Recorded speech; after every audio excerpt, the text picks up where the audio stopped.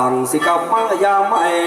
ลาก็เด้อพ่อใหญ่ลุงตวนตาเสียลาก็เด้อมีผู้เคยแค่นขันปาดแน่น้อยปอฉลาดสิไปเป็ดหมอลำลาก็เด้อไอหอมลังอะไรลาก่อนสิดันดื้อสิแม่หงวันวานคือพอทองคำไปนั่นเด้อไปหับลองหับลำให้คนเขาเอิงยกแค่ขึ้นเปิ้งเซิงฉีเพียนตาให้นั่นเด้อส่งการศรัทธาเจ้าข้าผู้ใหญ่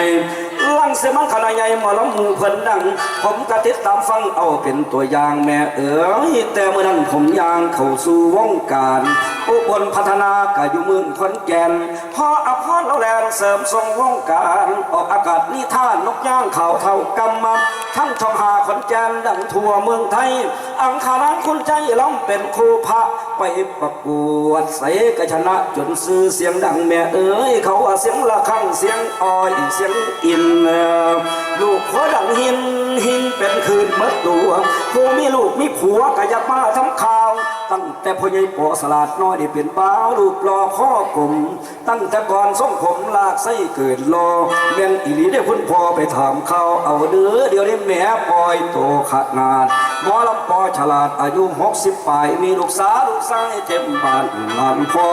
อันคงงามคงรอนี่บ่ต้องทำหา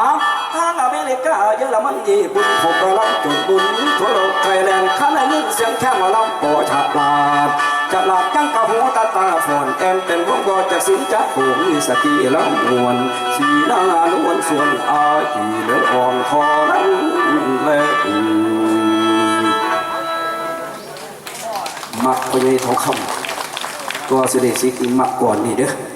สิกย้อนพญายทองคำกับพญายสยีล่ะก่อนนี่ล่ะที่ให้ปอสลาดน้อยสิกจำได้ตั้งแต่เป็นเน้นผู้ใดก่อนนี่ฟังดูมั้งเด้อ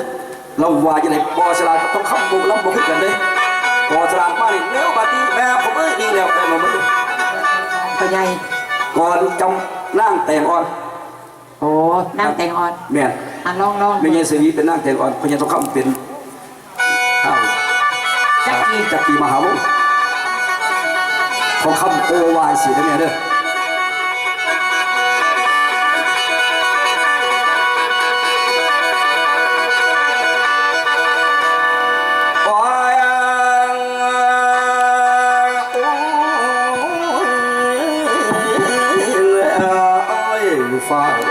ฝ่าห้องโคมสำรวมใจให้มันทีอายทองคำให้กินหลักก้อนน้ำตาน้อยใส่แก้ม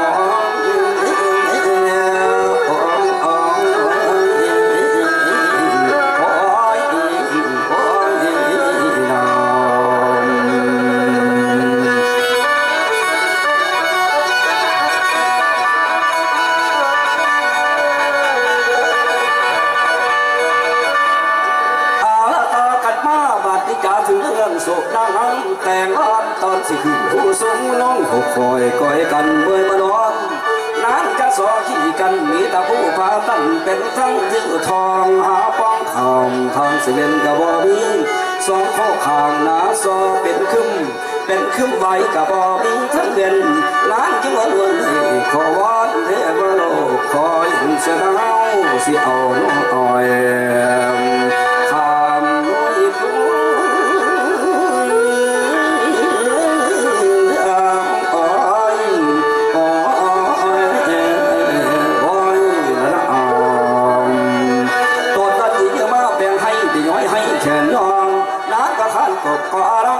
ก็คอยปีนขึ้นดังลิ้นขอจังอิดอยากขันพาพ้นเสียงต่อหรือเราไปถึงอ่างสิวังเมืองยาวยานที่นั้นเป็นด้านอ่างเมืองบ้านจะเก้าหลัง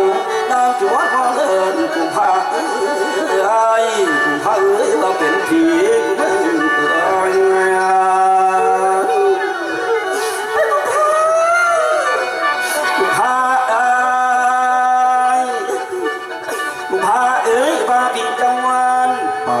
จะดีสิอยู่ใส่ต